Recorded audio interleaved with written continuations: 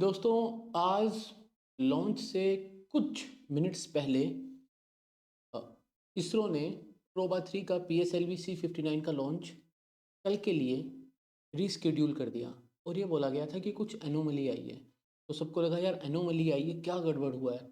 तो स्पेसक्राफ्ट में गड़बड़ है या PSLV हमारा जो लॉन्च व्हीकल है, जो हमारा रॉकेट है, उसमें गड़बड़ है।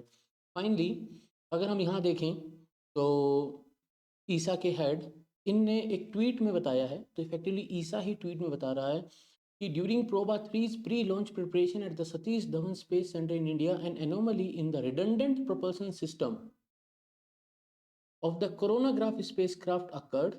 This propulsion system is part of the attitude and orbit control subsystem of the satellite, used to maintain orientation and pointing in space. The anomaly is currently under detailed investigation. The use of a software solution by the mission control team at ESEC Center at Redu, Belgium is being evaluated to allow a launch on Thursday 5 December and so time.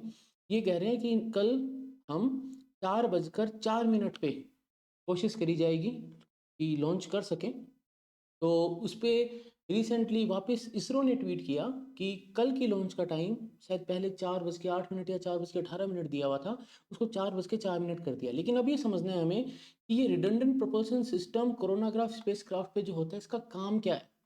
और यहाँ पर देख के तो ऐसा लग रहा है कि जो एनोमली आई है वो रिडंडेंट प्रोपल्शन सिस्टम के सॉफ्टवेयर पार्ट में कहीं लग रही है, because the use of a software solution by the mission control team of ESA ESEC centre at Redu Belgium is being evaluated to allow a launch. यानी कुछ software solution ऐसा, वो पैच शायद ऐसा कुछ करेंगे जिससे कि इस अनोमली से वो निकल सके। अब यहाँ पर दोस्तों एक जो बड़ा एस्पेक्ट है जो हमें समझना है वो यह है, let's have a look at that.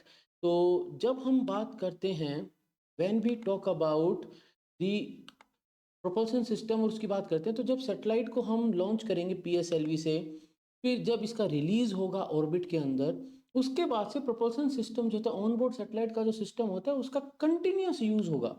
क्यों होगा कंटिन्यूस यूज? कि एक बार सैटेलाइट यहाँ से निकल गया, ऑर्बिट में घूम रहा है, तो वहां पर जब ये दोनों स्टैक एक दूसरे से अलग होंगे, when they will separate from each other, उसके बाद ये दोनों एक फॉर्मेशन में घूमेंगे। वो जो फॉर्मेशन में घूमने वाला पार्ट है, वहां पर बहुत ज्यादा जरूरी हो जाता है कि इनके प्रोपल्शन सिस्टम वर्क करें। अब उसका अगर हम देखना चाहें तो देखो, अब यहाँ पर let's have a look here. तो ये स्पेसक्राफ्ट है, अभी ये स्टैक में है। नीचे जो है वो हमारा कोरोनाग्राफ है, ऊपर हमारा जो है वो ओकल्टर है। ये दोनों अब सेपरेट हुए, सेपरेट होने के बाद ये एक फॉर्मेशन में घूमेंगे ना, दे विल, मतलब दे विल मूव अवे, एक दूसरे से दूर जाएंगे, and they will start moving in a certain formation. कैसी फॉर्मेशन होगी? तकरीबन ये एक दूसरे से 144 मीटर दूर होंगे। फिर जो ये देखिए, ये जो चीज आपने देखी ना, this is what is the role of propulsion system. ये रोल है प्रोपल्शन सिस्टम का।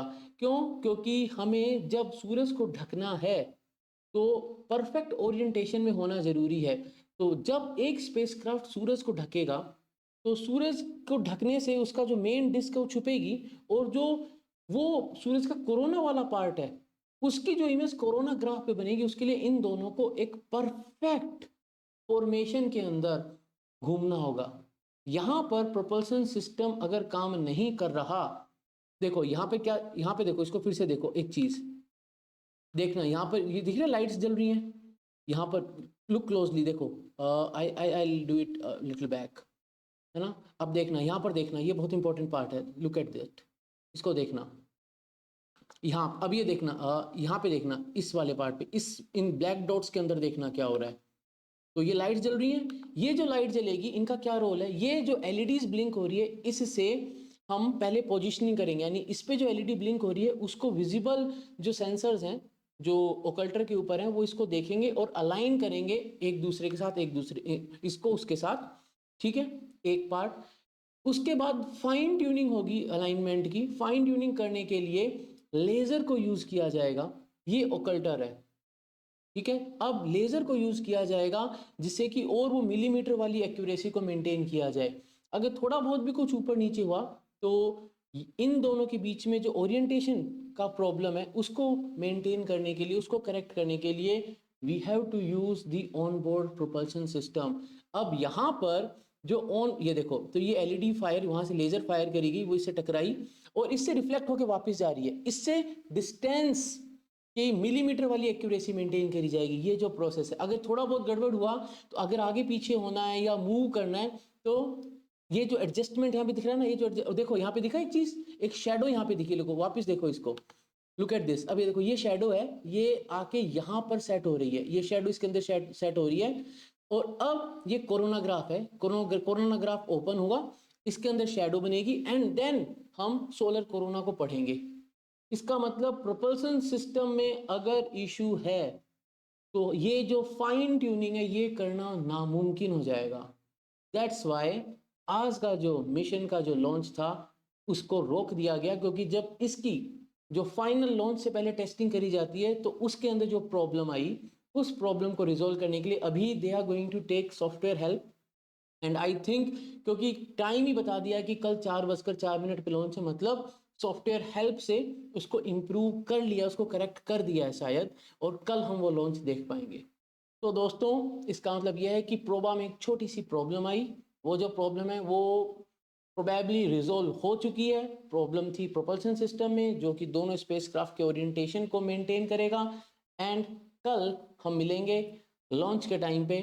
मैंने लाइव स्ट्रीम का लिंक क्रिएट कर दिया है, डिस्क्रिप्शन चेक कर लेना। मिलते हैं दोस्तों, जय हिंद।